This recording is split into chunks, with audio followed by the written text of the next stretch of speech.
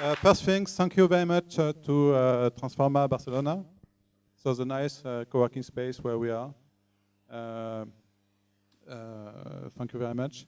This is one of the first meeting organized by TheFamily. I don't know, do you already know TheFamily or not? Just please tell me, raise your hand if you know it. Ah, not so bad, 30% about. Okay, so we're coming from France today. We are quite big at the French startup scene, and we provide 3 things to founders of startups in France today, which is unfair advantages. Typically, for example, we negotiate a lot of help from a lot of companies for you to help you to launch your startups with really very few costs. For something we can spare something like, I don't know what's the exact amount, but more than 300,000 euro, I guess, of spare euro. We provide a lot.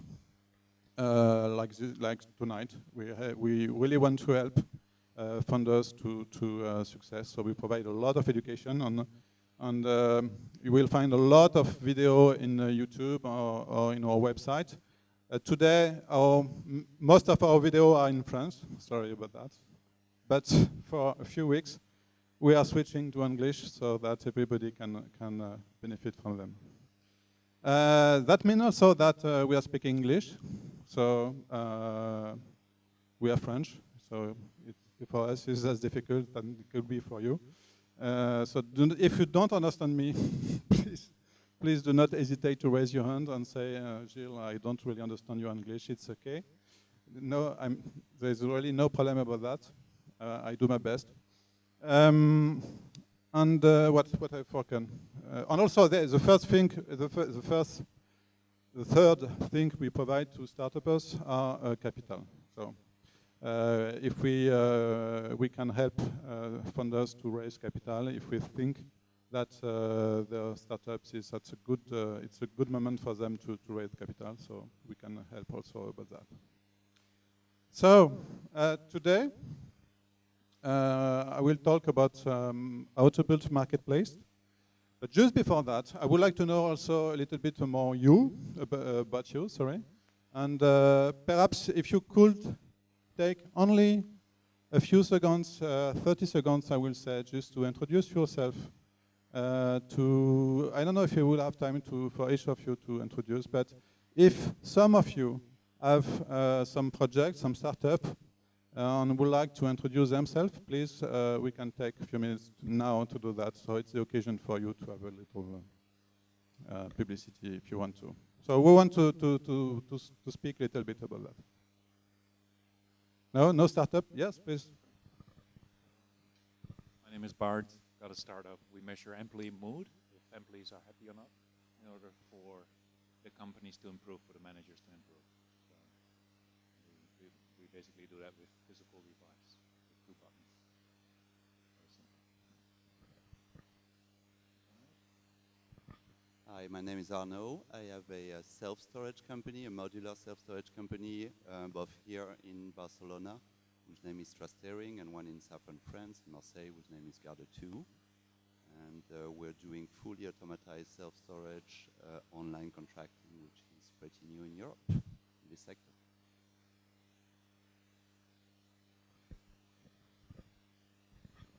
Hi, I'm Benjamin, and we are launching a startup doing electric scooter sharing in Barcelona, basically working like Bising with bicycle, but with electric scooters, and it works with our stations.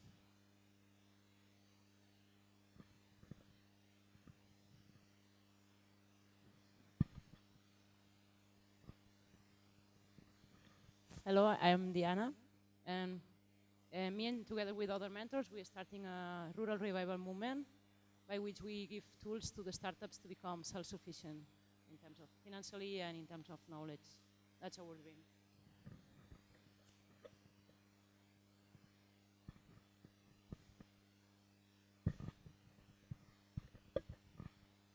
Hola, we have a startup startup company for language learning in a unique way.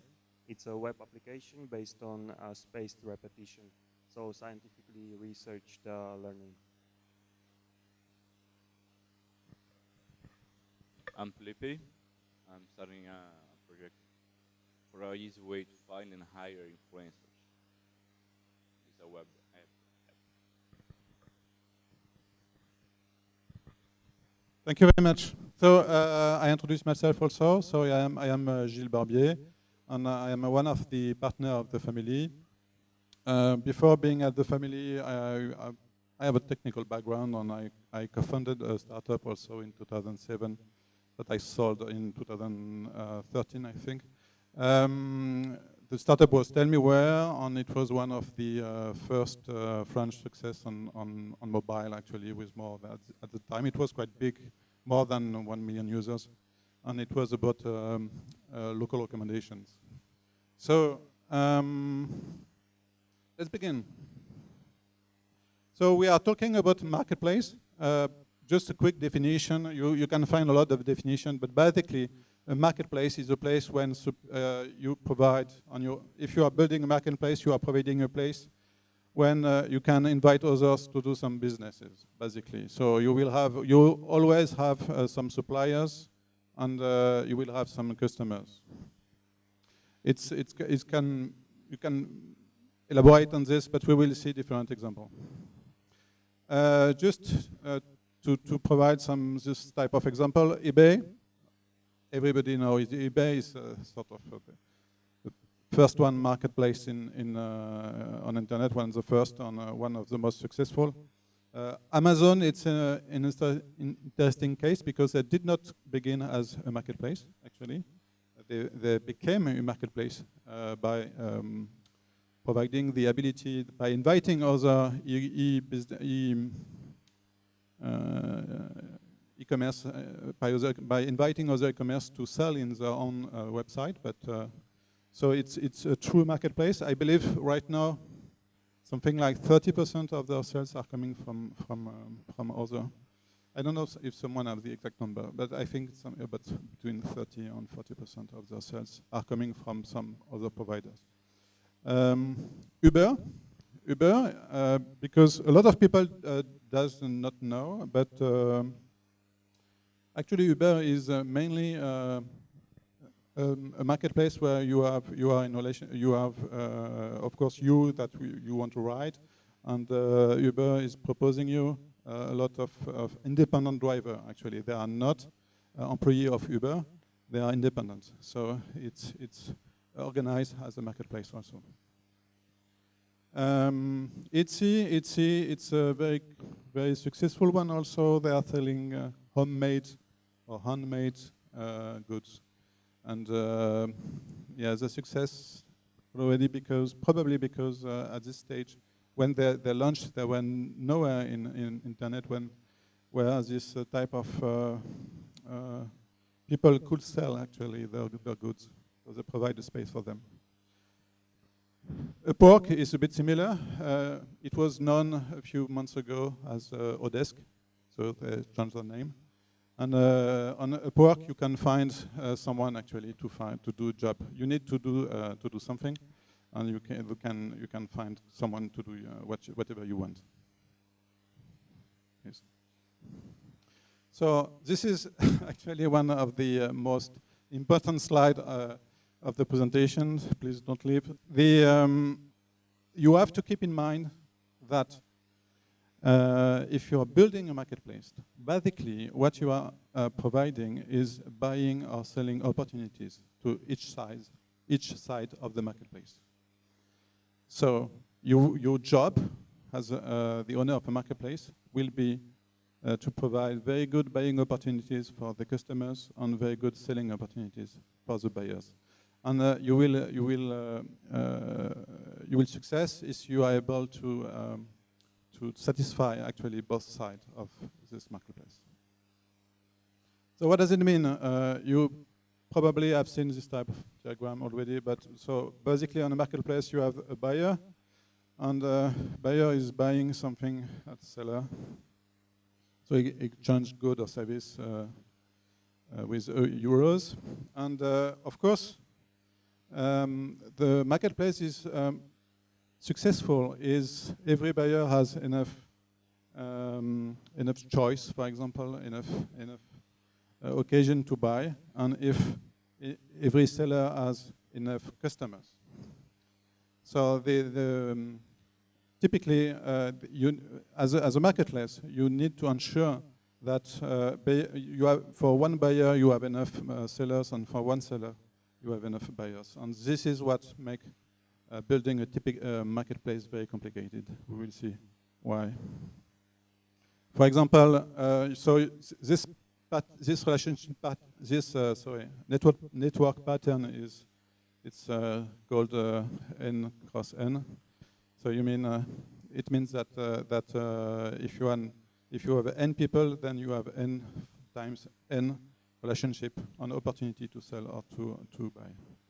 But the implication of this is that it can be quite difficult to begin, actually, because at the beginning this type of pattern is very low. I will elaborate a little bit more about Tradesy. Tradesy is a marketplace where you can buy your clothes, preferably the clothes you don't put anymore, and so you can sell your used clothes, basically. So as you can see the progress of the marketplace. This is actually the revenue of the value of the merchandise sold on the platform. So it seems quite difficult at the beginning, but this is not the true story of Tradesy. The true story is this one. Actually, they began 4 years before. So as you can see, it can be quite long, actually, to begin a marketplace. It's not an uncommon pattern. Typically, you can have to wait something like up to 3 years to obtain some liquidity on your marketplace. When we talk about liquidity in marketplace, we mean that you have enough buyers and enough sellers to really for both sides to obtain what they want. Sorry. So 3 years. Typically, if you do an e-commerce website or a SaaS, for example, if you don't have any traction, significant traction in, let's say, 6 to 12 months, perhaps you can think about a pivot. Perhaps you are not on a good subject. Unfortunately, for marketplace, you have to wait a little longer because your subject is more difficult. So typically, 2 to 3 years is quite usual. So be prepared for that. It does not mean that if you don't have any growth during 2 years, it's okay. No, it's not. You need to have growth every week. Every week, you must have growth on your platform. But it will take time to have this type of growth. It will take time. So the good news about that is once you obtain this type of liquidity, it's very difficult for other people to do the same.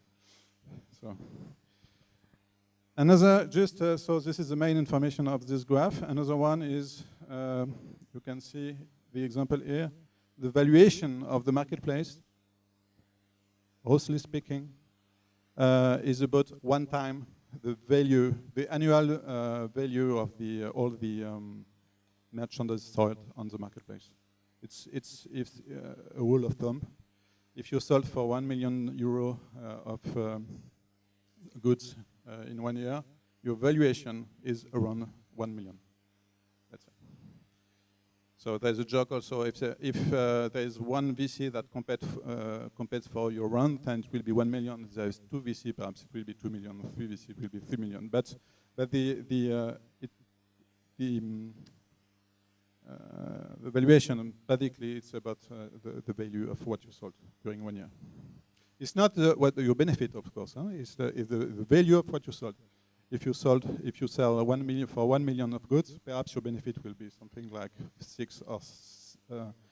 5 or 6 times less. It's because you have to take your part. So why is it so difficult to begin a marketplace? As you know already, we have a chicken and egg. We have a chicken and egg problem. Yeah, this one is quite obvious because if you don't have sellers, then you don't have buyers. Okay. If you don't have sellers, buyers are not coming because they have nothing to buy. If you don't have buyers, then the sellers will not come on either because there are nobody to buy what you have to. So, but this is not very helpful. I prefer this one. At the beginning, this is your marketplace. You have everything place to sell things. But if you ask some people to come to sell, they will tell you, I probably have a better use of my time because you don't have any customers. And if you invite some user there, they will lose their time also, and they won't come back because there's nothing to do here. So yes, so you have a chicken and egg problem. So what you need to do is to know very well your business. Probably you know this diagram. It's what we call the lean canvas. If you don't know it, please Google it and use it. It's a way to understand actually what you are doing. So, for example, as a startup, you will be encouraged to define really what is your problem, what is your solution, and what is unique in your value proposition, and why you will succeed against competitors, your unfair advantage, and which customer you are targeting. So this is a typical diagram to try to define what you are doing. When you do, when you do a marketplace, the problem is that you have 2 startups to manage. You have one startup for the customers, for the buyers, and one startup for the sellers. So you need to understand very well what will be actually the problem. You can't read, but it's not the case. It's not the point. What is the problem, for example, for the buyers in yellow? And what is the problem for the sellers in blue in this case? So you need to understand really the problem and the solution you provide for each side of the marketplace. So the point is when you do a marketplace, that's why it's so difficult and why often it took so much time, is that because basically you are doing 2 startups at the time. One is already difficult enough, so at the same time it's not easy. So what can you do? One way to think about it is to try to define in which situation you are actually. Are you in a supply-driven market, a demand-driven market, or a double-sided market? Okay. A supply-driven market is basically a situation where you can quite easily obtain the supply, but you don't have so much customer for that. Okay. The demand-driven market is where for example, Etsy was probably a good example of this, because it was quite easy for them to find handmade good to sell, because these people have nowhere in internet to sell this type of goods. So they were more than happy to find Etsy to sell this one. The demand-driven market is perhaps one of the best, the easier, I would say. It's you have a lot of potential customers, but not enough suppliers. This is usually the easiest situation. Uber, for example, is probably in this type of situation because the people wanted to have much more taxi in the street, and they don't have any other. They can't find them, so they wanted to have some more taxi. So the market of Uber was probably a demand-driven market. And this one is the most difficult. It's not easy to have suppliers, and it's not easy to have customers. So, for example, probably Airbnb was in case of Airbnb, because at the beginning nobody wants to rent their house, and nobody could imagine to stay at the home of someone, at the house of someone. So. Another way to see that, just to have an idea of how to think about that, this could be seen as a supply-driven market. This is a customer-driven market. And this one is a both-sided market, so it has to be built step by step. Okay.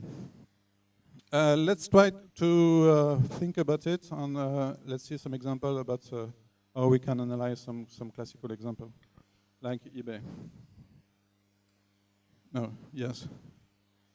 eBay is an example that something that will not happen to you. Yeah, sorry, it's too late. Yeah, there is no. It was timing is important, you know. So it's not. Today is 2015. It was 20 years ago, and you should have been there. Okay, so at the time, there were no marketplace to sell anything. So when Omidia opened its little website, actually it was very simple. It was just a single website page showing only some various items to sell, very, very basic. It was not even possible to pay online. So when you ask you buy something, actually the customer was sending cash envelopes with cash inside. Okay, but in February it's open. In January, in February the sales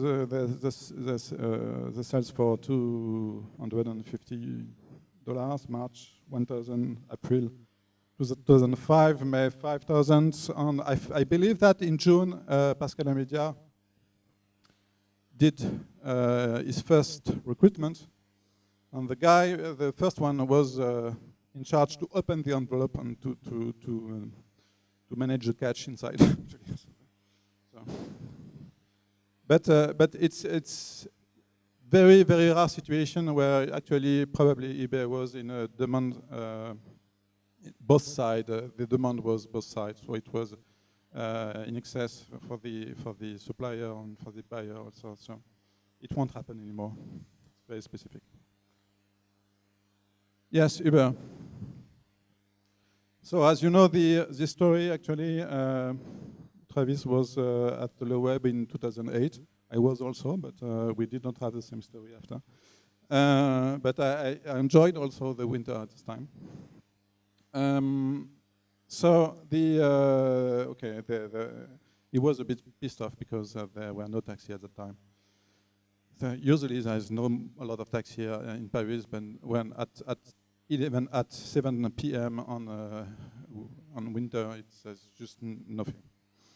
Okay, so a few months later, he was working on a first application called Uber Car. And what he did actually is he understood that perhaps the best city to test his idea was New York. So he went to New York with his co-founder and one friend, and they ride themselves 3 cars in the street of New York to test the service. And it worked because it was a really customer-driven market, because even if they have only three cars, it was okay for them to test that, and they still find some customers to ride with them. So they came back to San Francisco and managed to raise a little round of financing and begin to growth. And it was and you know after that it was very, very successful start, mainly because the market is customer driven. Okay. So you can if you manage to be very efficient at providing suppliers, and they did, you can grow very quickly in such a market. Airbnb was much more difficult. So the name of founder already, Chemsky? No? Brian. Brian was not able at the time, I believe it was something like 2007. It wasn't able at the time to pay his rent in San Francisco, and he proposed he has just had the idea to propose online to other people to come to sleep, not with him, but on some beds he put in the on flat actually. And I believe this is like this that they have the first 3 customers. And you know Airbnb, the name comes from airbed. Airbed, it's this type of inflated bed, actually. So because at the beginning that it was what they proposed actually, just to sleep in this type of bed in the lounge at home. So 1 year later, they still have no money, so they were very, very resilient and famous for that. For example, it was at the time it was because it's probably Airbnb. It's not even customer driven. It's not even supplier driven. So it's very difficult. So it took them more than 3 years to just begin to have some traction. So 1 year later, they were famous to sell cereal boxes just to have a little money, something like they managed to sell for about $20,000, I believe, because it was the election of the American election. They put some cereal boxes with Obama and with McCain. So it was a way for them to just to have a bit little cash to continue the startup. Then they decided to move, and the founder spent a lot of time also by himself, sleeping in the host of Airbnb because he doesn't have any office at this time. So I guess it's better now. He should be able to offer some nights. But at the time it was using. No, what is interesting in this story is that he, of course, is using his own service, and he was sleeping with his own service. Later on, he realized that if you provide very, very good photography of the picture of the apartments you want to rent, then you will perhaps have much more bookings, something like three times or 4 times more bookings than without photos, for example.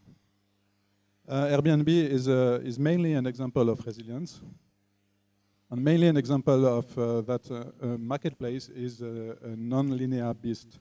I mean, you need to do a lot of things.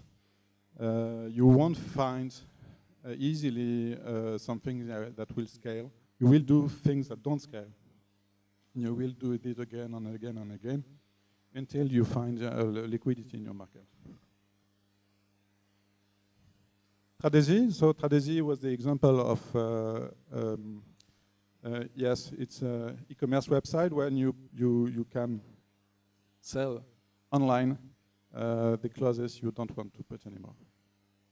So it took them a lot of time also to take off, as you have seen. And actually, they began as another website with a very nice name, recyclebride.com. So Recyclebride was actually they were only providing the ability to sell their bride dress.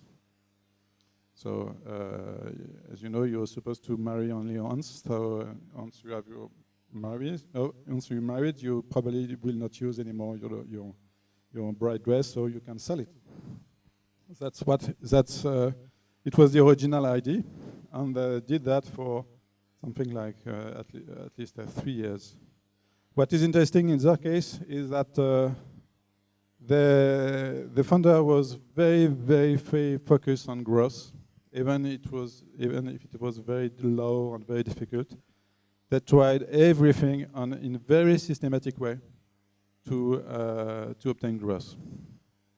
So they have a very formalized, internally formalized process to try some experiments.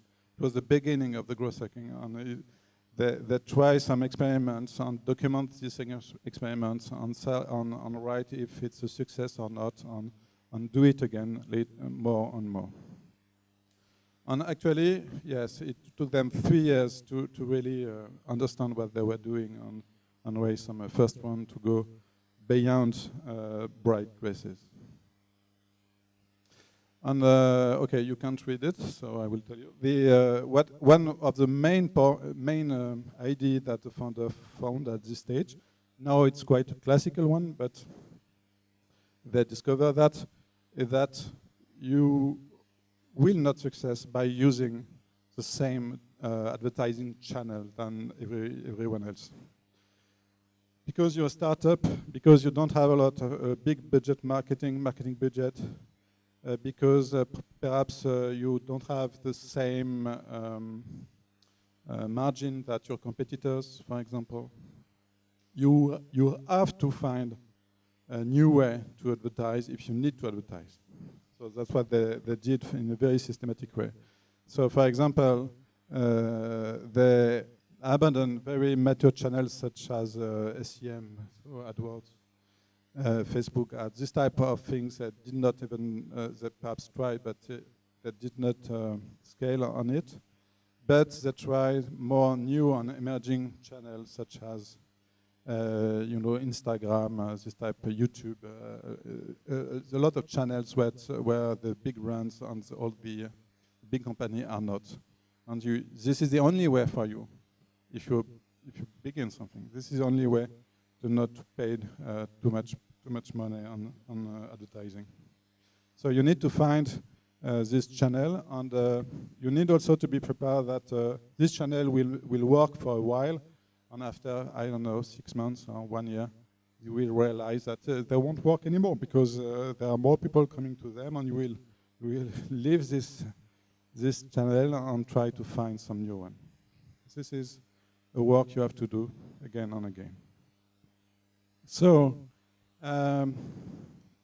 some lessons learned. First one is, as you understood, you need to reach a critical mass between buyers and sellers. But don't fool yourself. You need actually to have enough buyers for sellers and enough sellers for the buyer. If you have a situation you have a lot of buyers and a few sellers, it's not good for you. Because the buyers won't find anything, they will not be happy. And the opposite is true. So what is difficult at the beginning on a marketplace is to find this equilibrium between a seller and buyers. So one way to do that is to focus on a specific geographical location, for example, or you can focus on a demographic, or you can focus on a niche. It's up to you. It depends on your marketplace. It depends on what you are doing. But you cannot begin too large because you won't be able to find this liquidity in your market at the beginning. It's not possible. There is no example except perhaps eBay, but it's very specific historical example. Yes, don't be too quick to pivot. As I said, building a marketplace is difficult. It will take time. You have to be patient. It means also that you won't be able to raise a lot of money quickly. So you have to keep the cash burn rate low. You have to solve the cereal boxes or whatever you need to have some money, but no. But keep it low and be patient. Yes. So, as marketplace, you have a supply offer problem. So, what you can do, of course, as often is fake it until you make it. So, for example, Airbnb, as you probably know, when they begin to have some listing, the problem was that they did not have enough customers for the listing at the time. So they encourage people to actually put the listing on Craigslist, because if they don't have enough users, they still needed to have their sellers happy. So they encourage them to put the announce the home on Craigslist, and it was a way for them to hack the customer side. YouTube, which could be seen as a marketplace between the content producer and the people who view it. At the beginning, and for a very short time, they paid some women to publish some I don't know, some striptease, okay, just to increase some awareness on the platform. Yelp at the beginning, of course, when they come to a new city, but even if they denied it, actually they have to pay some people. They have to organize the things that to obtain some rating at the beginning. Even Uber, for example, Uber, as I said, is customer driven. So when they arrive in a new city, they have to be sure. They know from experience that there will be a lot of demand. So they have to be sure that the supply will be enough. And so it's quite common that the book driver themselves, actually, for all days, just to be on the platform to ensure that the customer won't be disappointed.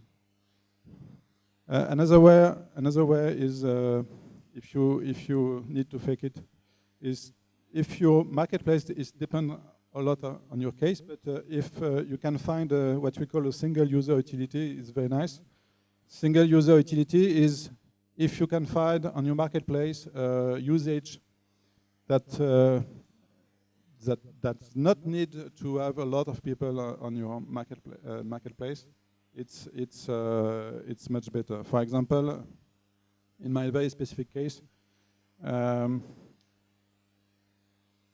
our problem was how to provide a service to local services to people in a city where we at that time we did not have any rating, and we discovered that the user actually was also interested to have a function of just to localize business around us. So if we provide the ability to localize business, it was already a good service for the users. Of course, it is even better with ratings.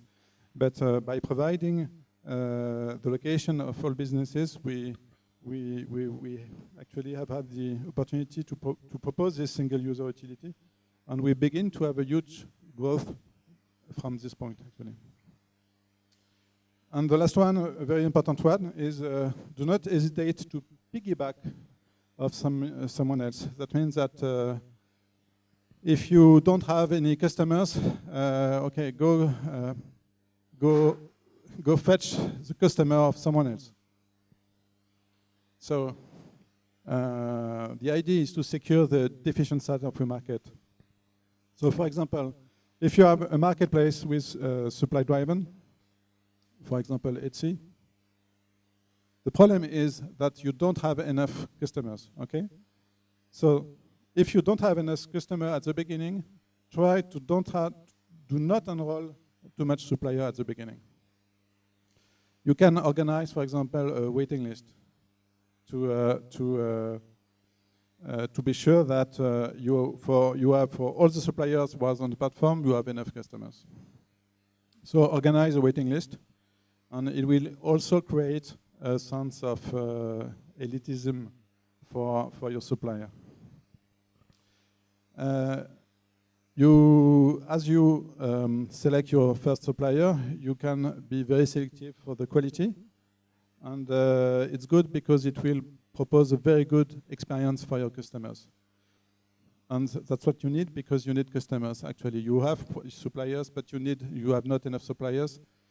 Customers, so provide a very, very good experience to your customers. Select your suppliers, limit the numbers, and work with them to provide awesome experience to customers.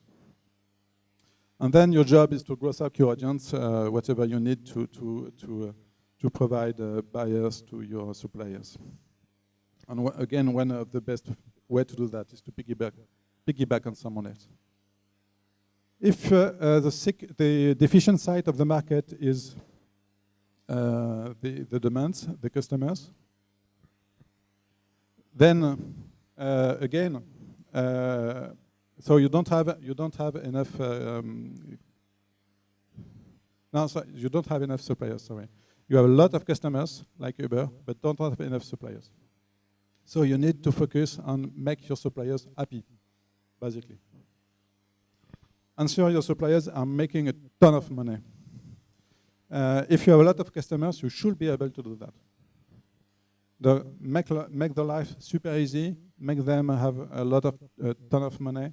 And again, you need some suppliers, some piggyback suppliers and something else. Typically, a lot of people did that on Craigslist. You can do that on your main local ads. It's usually a good place to find your supplier or your customers. If you don't find enough suppliers, do it yourself at the beginning. That's what at Uber what they did. They had a lot of people wanted some ride, some taxi. They did taxi by themselves to provide the service, but also to understand what is the point of view of the suppliers. Don't be afraid of non-scalable things. Perhaps you realize in these talks that all the examples we have presented have had to do some very non-scalable things, very strange opportunity to follow very strange opportunities. Marketplace operations are non-linear, so you will have again and again to find new way to make your supplier or your customer happy. If you open new cities, then you have again the same work to do. New niches, new niche, new customers. At the beginning, if you begin to have some traction, probably you have done the most easiest part. So when you need to grow, you will have to find again new way to attract new customers. Don't be surprised. Just be prepared to that. That means also that you will need money. You will need money because you will need people to grow on everything. But you will be able to have money only if you show some success at the beginning, like always, actually. So you see the pattern. The beginning are difficult. You do whatever you want to secure the deficient side of the market, and obtain some success to do that, and then you can try to raise some money. So, and this is the last slide. Here is the result of the Etsy website when you type good luck. Just a few points. I've said a lot that building a marketplace is difficult and it's long and blah blah blah, but it's also very very difficult to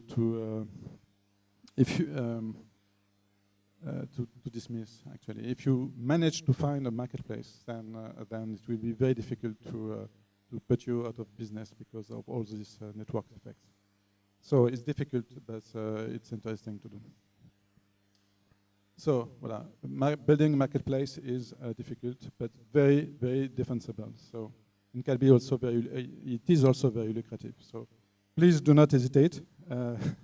It's hardware, but very interesting and exciting one. Thank you very much.